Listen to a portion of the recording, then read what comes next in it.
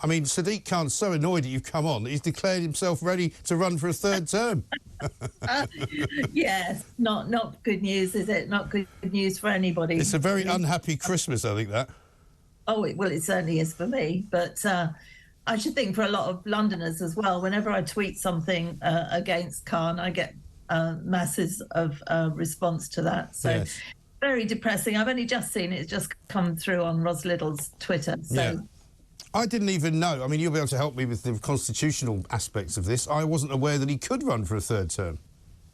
No, most people seem to think that you can't have a third term, but no, apparently you can. Oh, well, God. let's hope he doesn't, though. Let's hope he doesn't. Yes. Well, I mean, I think he was quite surprised that Sean Bailey came as close as he did last time, and I wonder whether there might be an opportunity this time for your party to actually put up a candidate, get the support that he deserves from the main central party, and maybe actually do him over. Well, I hope so. I think we'll be selecting early next year, so let's see who wants to put their head above the parapet and go for it. Yeah. It's the best job, in my view, in the whole of the country. But because you've got 4 years where you can really make a difference, Yeah. you know, roll your sleeves up, make a difference, unlike Khan. Yes, The only- well, can I say, in 4 years, he has really made a great difference. He's completely brought London to a standstill. He's made it almost impossible for people to operate as businesses in this city. Many of them have closed down as a result of his ridiculous policies on transportation. He's now extending the ULEZ zone just in time for his new run at the Mayor's office, which will put an awful lot of people into poverty and which will affect an awful lot of carers. Well, I think the ULEZ will surprise him at just how many people don't want it. People may have cars that are compliant, but lots of us that live on the in the boroughs on the outskirts of London, we've got friends or relatives or carers that come into London to look after us, see us, all the rest of it, and they'll be very badly affected. I mean, also under Khan, we mustn't forget, we've got the Metropolitan Police under special measures, we've got the London Fire Brigade under special measures. I mean, the list goes on and on. He's a dreadful mayor. He really is, and he hasn't done a good job at all. But then it is up to you guys to get him out, though, as well, Susan, isn't it?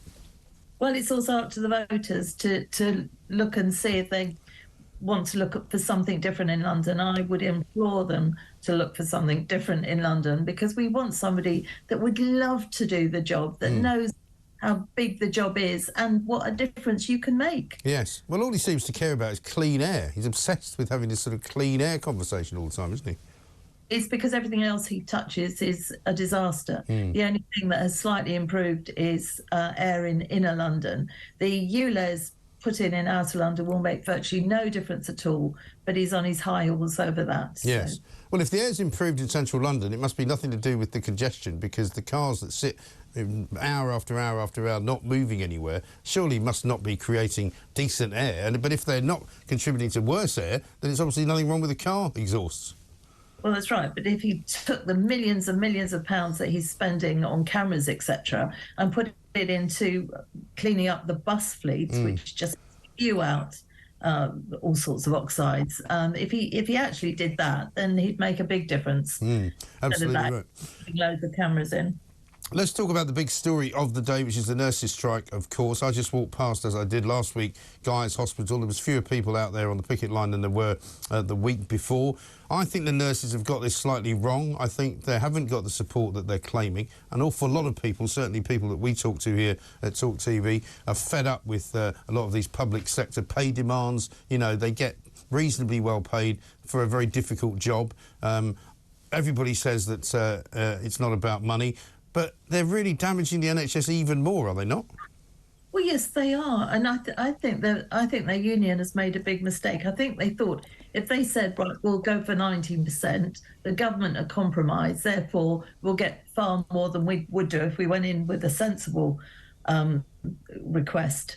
And of course, it's backfired on them, because the government just cannot afford to pay 19%.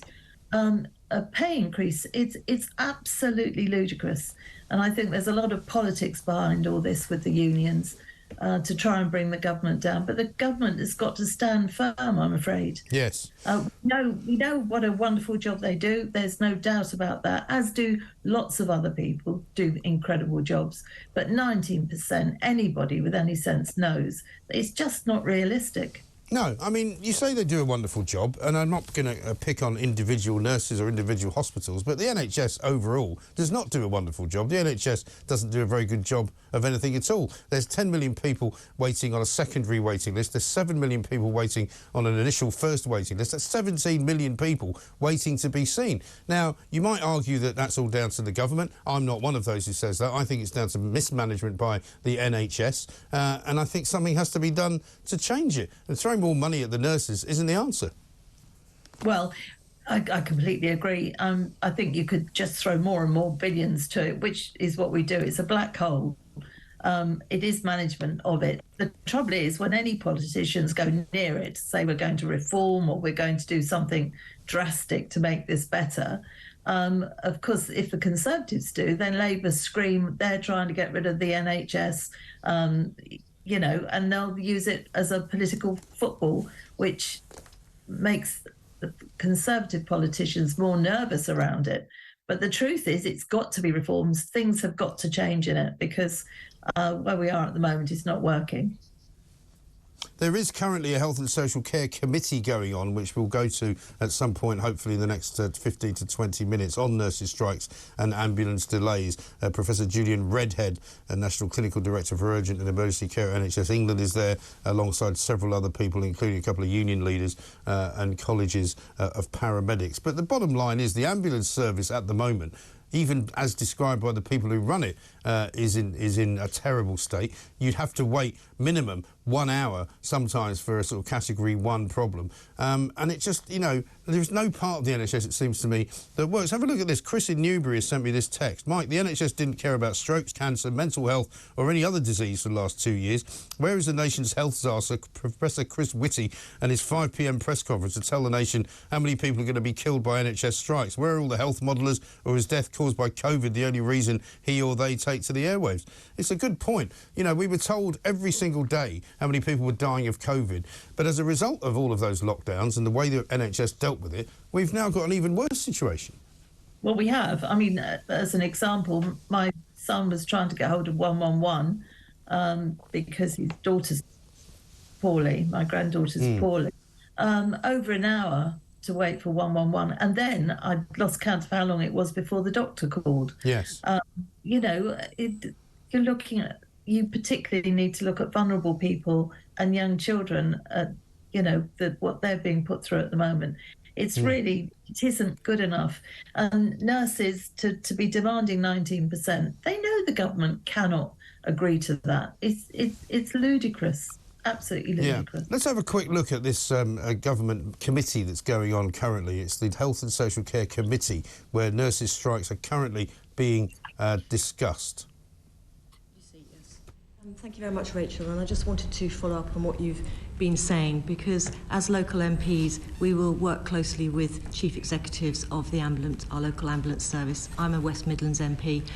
I have heard since the start of this year exactly what you have been saying. I've been passing that on to government via ministers. West Midlands Ambulance Service experienced 44,000 lost hours in 1 month waiting outside hospitals. And what has really frustrated me is that, like you say, no one has been listening.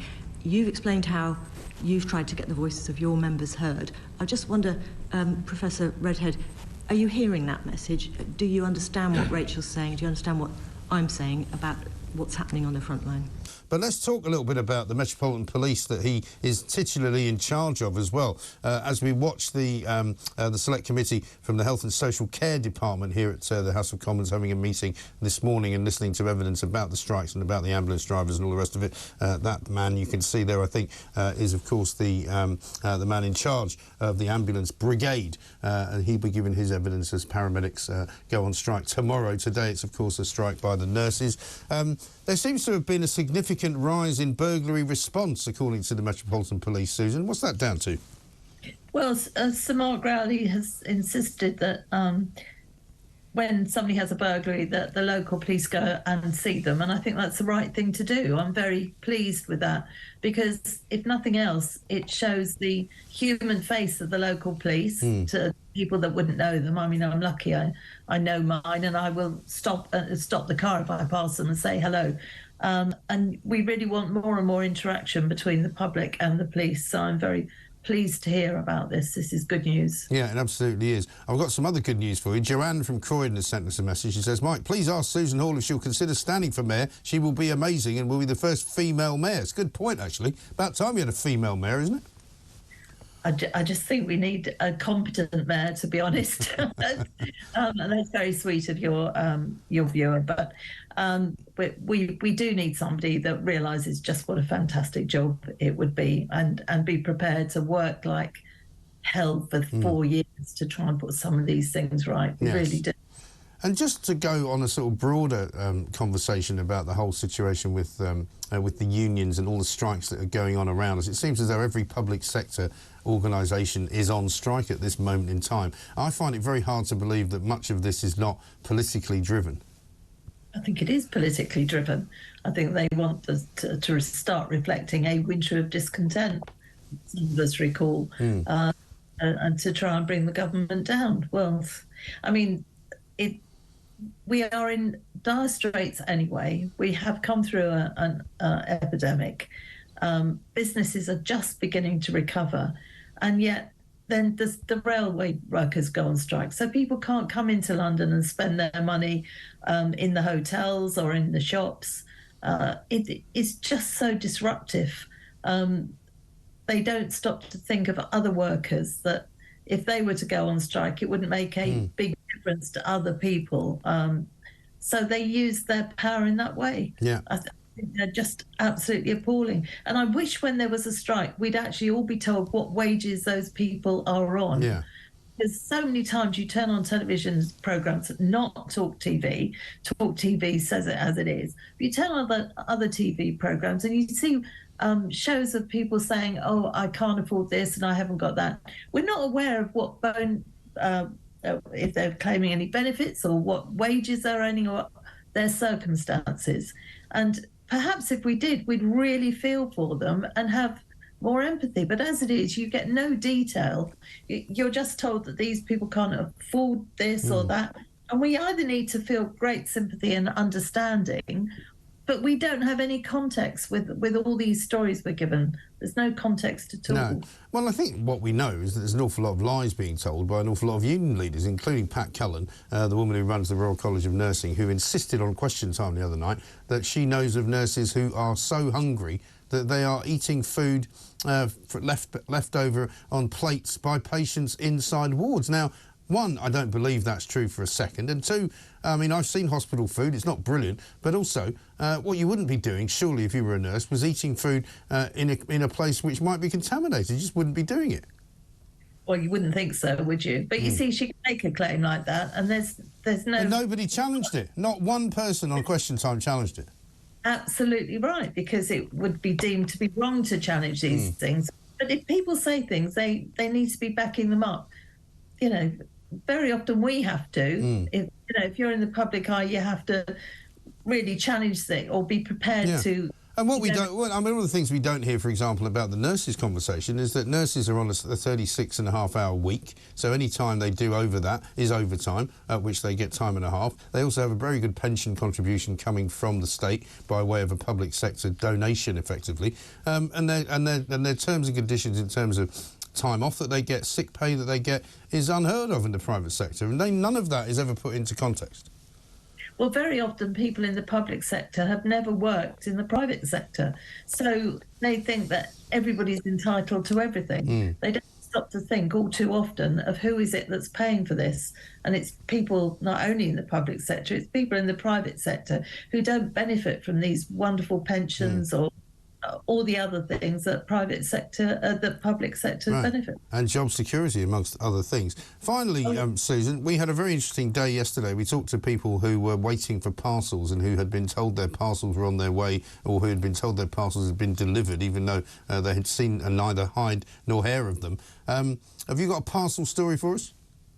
I am waiting for some drill bits, and I've been waiting for these drill bits for 3 days because I've got to put a television on the wall, and my hammer drill was not working properly with my drill bits, so I've ordered these new ones.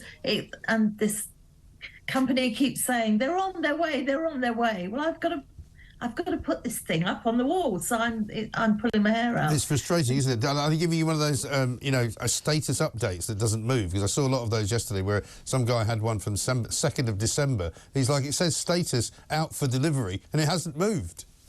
Well, I tell you what made me laugh. I was waiting for, obviously this is panic buying, panic Christmas buying here, Mike. So, I'm always in this state at this time of year. And the sleigh on this well-known delivery company was stuck 8 stops away. I thought, great. And then the World Cup started and the sleigh did not move. And the sleigh never got here. So obviously, it literally stopped as the World Cup started. Yeah. So I was not happy. No. I've got lots of delivery. I'm not surprised. I'm not surprised. Absolutely ridiculous situation. Susan, good to talk to you, and a very Merry Christmas. I don't see you. Susan Hall.